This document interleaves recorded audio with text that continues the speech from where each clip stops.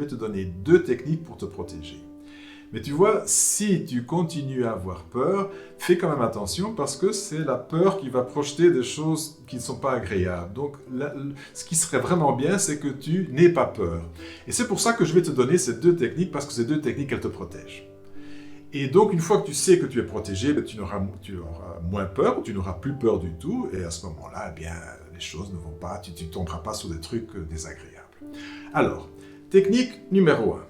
C'est la technique chamanique.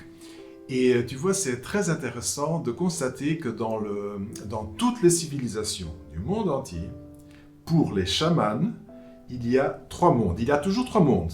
Hein, c'est cohérent. Il y a le monde supérieur, il y a le monde du milieu et il y a le monde inférieur, le monde du bas. Le monde du bas n'est pas du tout l'enfer, ou comme on pourrait le croire.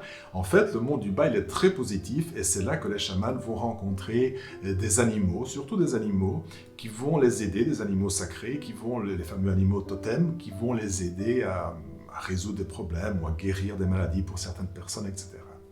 Après, il y a le monde, on va parler du monde du haut, on va revenir au milieu. Dans le monde du haut, tu as le monde divin. Et là, tu ne vas rencontrer que des êtres divins, c'est-à-dire qu'il y a Dieu et des émanations de Dieu.